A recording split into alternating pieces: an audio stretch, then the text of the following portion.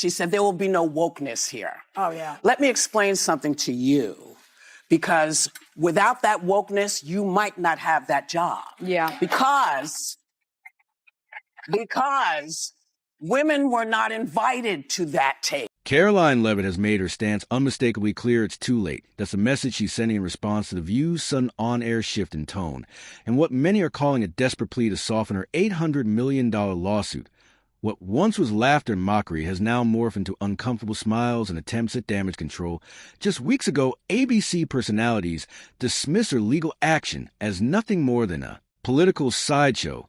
Today, they're visibly backpedaling, with hosts like Whoopi Goldberg, Joy Behar, and Sunny host seemingly trying to extend an olive branch. But Karoline isn't having it. The timing couldn't be worse for ABC, as Karoline doubles down. The network is finding itself in a PR nightmare, with headlines piling up and public scrutiny mounting. What was once treated as a joke has become a serious legal threat, and the optics are shifting fast behind the scenes. Insiders suggest there's panic in the executive suites. But publicly, Karoline remains firm. Her message rings out loud and clear across every platform. Too late. While ABC tries to soften its stance, the lawsuit remains on track, and Karoline is showing no signs of letting up. Whether or not this legal showdown reaches a courtroom, one thing is certain: the days of brushing her off are over. They really don't like this woman. She's a good communicator. And so Joy Behar just offered her analysis on why Leavitt was picked for the role. This wasn't just another episode of The View. It was a spark that ignited a legal firestorm no one on set saw coming the moment Karoline Leavitt revealed her $800 million defamation lawsuit. The studio was brimming with smug expressions and dismissive laughter to the hosts. It was a non-event, a publicity stunt, a conservative grasping for relevance. Joy Behar was quick with a quip brushing off the lawsuit like it was material for late-night comedy. Whoopi Goldberg, ever unbothered in her chair, gave it a shrug and a smirk. Sunny Hostin, the legal authority at the table, reassured viewers with confidence that the case wouldn't stand a chance. It would be gone by next week. She claimed the audience laughed right along with them. The segment rolled on, and the studio lights dimmed like it was any other day. But Karoline wasn't bluffing. She wasn't staging a headline grab or playing a political game. She came armed not with noise, but with meticulous preparation. While the cameras panned to Chuckling Co., hosts or legal team was combing through every second of past broadcasts, every memo, every behind-the-scenes message. This wasn't about one offhanded remark. It was about a pattern, a calculated effort to belittle and discredit, woven not by accident, but with intent. What Karoline claimed was not just slander. It was premeditated. Her strategy was quiet and methodical. No grand statements, no reactive tweets, just silence and evidence. Meanwhile, behind ABC's glossy curtain, the mood was shifting. Lawyers were no longer laughing. Legal began to quietly reach out to producers, asking for details on past conversations. Editors were instructed to recover raw tapes. Assistants were sent into archives to retrieve old files. What had once seemed laughable was quickly morphing into a looming threat. The very people who dismissed Karoline as overdramatic were now confronting the real possibility that her claims were not only serious, they were backed by a mountain of receipts. I have to stop you with the camera, because I can see you. So do me a favor, don't pull it out again. I'd appreciate that. Then came a bombshell that changed everything. A series of leaked emails and internal Slack messages from behind the scenes. At The View, one message instructed Joy should press her hard on the youth angle, get her flustered early. Another read, keep the audience engaged, cut to reactions when she stutters. And perhaps the most damning of all was a handwritten note found in a planning notebook. Let her dig her own grave. Just ask about Trump, she'll spiral.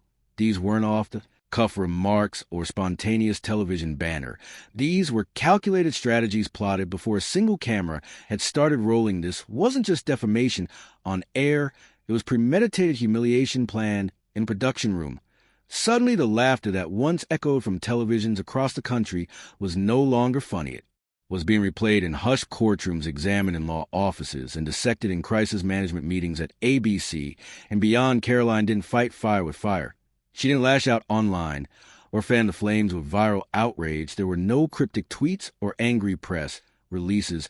Instead, she remained calm, composed, and silent.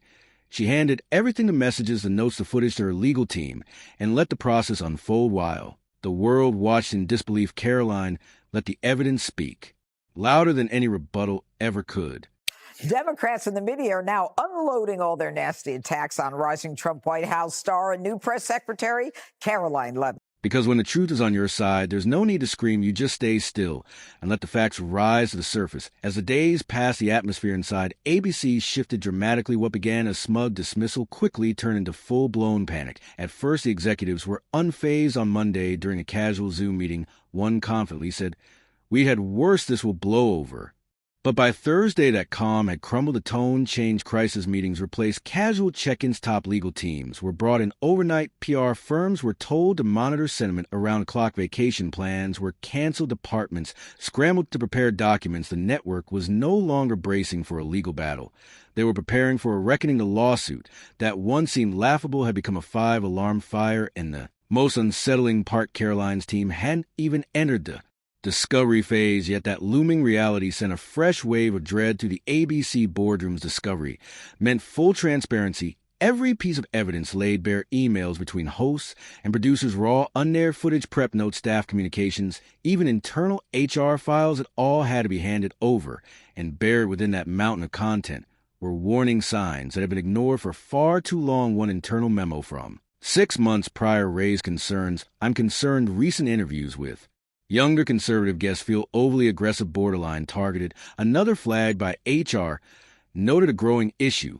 There's a pattern of strategic tension creation, unclear if it's editorial direction or personal bias. These weren't just complaints, there were red flags, documented, time-stamped, and now poised to become central evidence in a case that ABC never saw coming. These women are completely out of touch with reality, and you're right, ABC should wake up. These weren't just stray notes, they were clear warnings, and ABC ignored them as panic trickled down the ranks. Interns who once fetched coffee were suddenly being questioned about planning sessions. Junior producers quietly sought legal advice, and staff began deleting texts and cleaning out group chats. Meanwhile, Karoline's team remained eerily silent. No statements, no media appearances, just a cold, calculated stillness that unsettled even the most seasoned execs. One reportedly confided to a colleague, "It's like she's already won, and we're just waiting for the paperwork." For me, and sort of lived lives of dreams deferred and poured everything in me, and just my life, how I transitioned from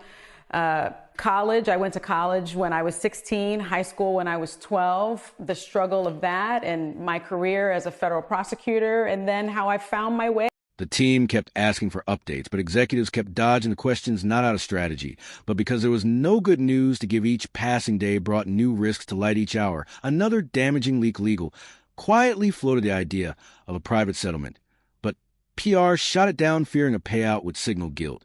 And even worse, what if Karoline didn't accept this was no longer a lawsuit, had escalated into a full-blown war, and the network was losing ground fast. By the time the hosts were properly briefed, the damage had already been done. They had laughed her off in front of millions, dismissed her behind closed doors, and now watched as the foundation beneath them began to shake. Whoopi Goldberg didn't enter the emergency meeting quietly. She stormed in straight from set, hair, half-done makeup, towel still in hand.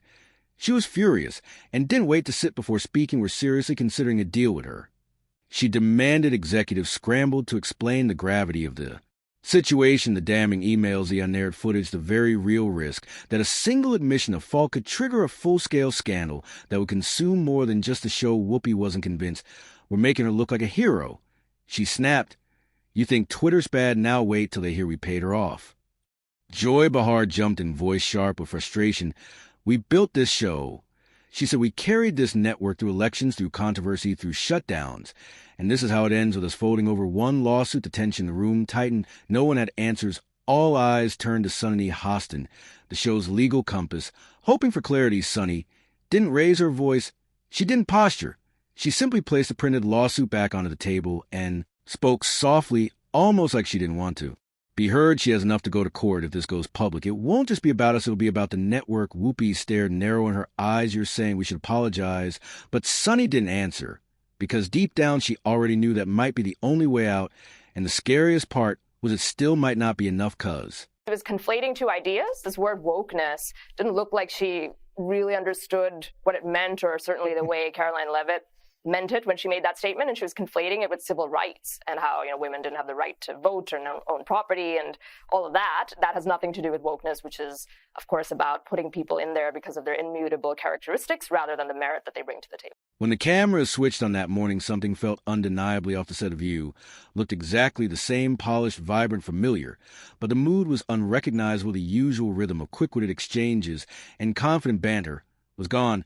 Instead, there was a heavy stillness. Awkward pauses filled the space where laughter used to live. Even the audience, usually lively, sat in uneasy quiet. Whoopi Goldberg sat with her hands folded tightly, her trademark smirk. Nowhere in sight she looked. Directly into the camera, took a deep breath and spoke in a tone far more fragile than viewers were used to. Things that got a little out of hand. Maybe we need to take a step back. It wasn't just the words that stunned, it was the way she said them. Then in an even more unexpected turn, Joy Behar, long known for her sharp tongue, followed. Her voice was shaky, and for the first time she didn't try to hide it behind a joke. "I don't know why this has to go so far. Can't we just talk?" she asked, a rare moment of on-air vulnerability. Finally, Sunny, host, leaned forward, her tone calm, but intense, as if she were addressing one person, and one person only, Karoline. If you're watching, maybe there's a better way to solve this. It was clear this wasn't a debate panel, or even damage control. It was a collective plea. Three women, visibly shaken, dropped the usual layers of satire and spin, and instead offered something raw and almost rehearsed, a quiet attempt to stop the unraveling. Yes, and as you mentioned, with conservative women, there's a long list of that, both of Trump's previous press secretaries, females, Sarah Huckabee Sanders, Kayleigh McEnany, other figures like his campaign manager the first time, Kellyanne Conway, Sarah Palin very famously had to bear the brunt of a lot of this. So people are used to that. I think in their bubble of the audience that The View speaks to, that's probably kind of what the group think is. So one defense, I guess, is that she was speaking to her audience, but you take it outside of that bubble the way you are right now, and we all can see. Gone were the dismissive jokes and the smug laughter. In their place was a quiet, almost palpable desperation. Yet Karoline didn't flinch. She didn't issue a tweet, hold a press conference, or post even a cryptic message her team released. Just one sentence: "We are moving forward as planned," and with that the tone was set. This wasn't an invitation to talk. This wasn't a chance to negotiate. This was a message. It's not about conversation. It's about accountability. While The View scrambled to salvage their public image, Karoline remained silent. No commentary, no response, no reaction. She had already done everything she needed, waited, watched, and collected. Now her silence was deafening, leaving the show's sudden shift in tone. To tell the real story, the host may have tried to appear measured and remorseful, but viewers saw through it. This wasn't grace, it was fear. And the American public was watching every second. The internet erupted within minutes. Clips from the broadcast spread like wildfire, juxtaposed against footage from just days earlier when the host had mocked Karoline openly. Social media had a field day. One tweet summed up the mood perfectly. "If you weren't guilty, you wouldn't be begging another," bluntly said. "That's not humility, that's fear." The contrast was too sharp to ignore. Trending hashtags took over timelines. Karoline was right. View meltdown, media accountability. Receipts don't lie. TikTok users began analyzing every frame of the broadcast, while YouTube creators posted lengthy breakdowns, exposing inconsistencies. Even meme accounts joined in, adding their own layer of digital satire. One viral meme placed Whoopi's solemn face next to a sinking ship with the caption, "Captain goes down with The View." Another showed Joy gripping a binder like a lifeline, eyes wide with the text, "When a roast session becomes a deposition." They were hilarious, yes, but they also cut deep because they hit a nerve. Conservative media jumped at the opportunity, with networks like Fox News dedicating entire segments to the public fallout. Opinion commentators called it a defining moment for media integrity. But it wasn't just the right speaking up. Even moderate and left-leaning voices acknowledged that something bigger was happening for them. It wasn't about politics anymore. It was about truth. And through all of this, Karoline said absolutely nothing. No celebration, no self congratulation, no smug retort. She simply let the internet do what it does best: echo the truth louder than any press release ever could. And with every moment that The View tried to regain control, Karoline gained something more powerful: public trust, quiet admiration, and unstoppable momentum. Her silence was a masterclass in restraint, and it spoke volumes. Do you want to take this? So you cannot be attractive and smart? I will try to give Joy the benefit, and well, thank you. I try to give Joy the benefit of the doubt that she didn't see that briefing. Because if you saw that yesterday on numerous topics, no big binder, I think she might have had a different impression of this young woman who held her own. I mean, you would have to give her the benefit of the doubt that she did absolutely no research or reading about anything dealing with Karoline Leavitt before she made that remark.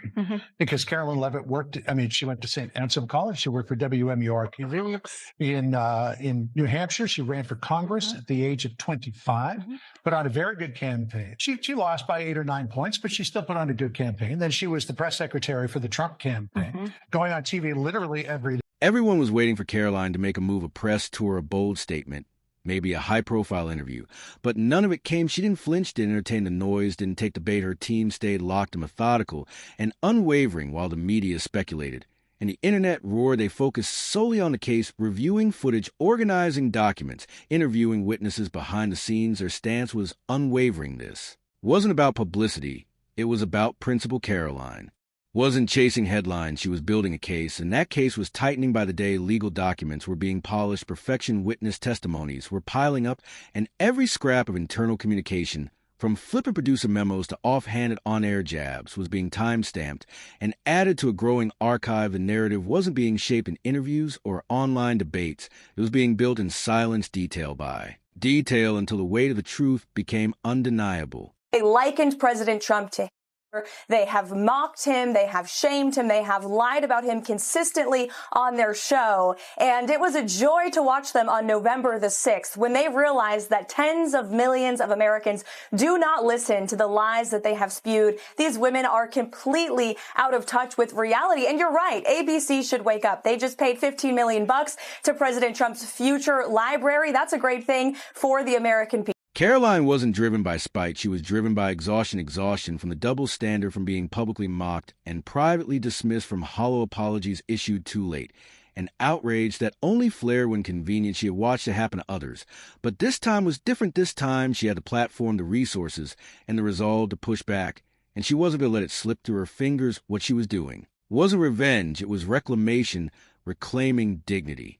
Reclaiming truth. People called her brave. Some said she was calculated. Most agreed. She was right. She didn't need to raise her voice or point fingers. Her steady progress said more than outrage ever could. Meanwhile, The View was shrinking fast inside. ABC chaos had become routine. Executives were meeting twice a day in damage control mode. Advertisers were backing away. Staff quietly polished their resumes. Leaked memos revealed internal panic, with subject lines like reputational risk escalation and contingency strategy. Some execs whispered about rebranding. Others questioned if the show had any future at all, because this wasn't just a lawsuit. It was a collapse, not just legal, but emotional, cultural, and deeply reputational.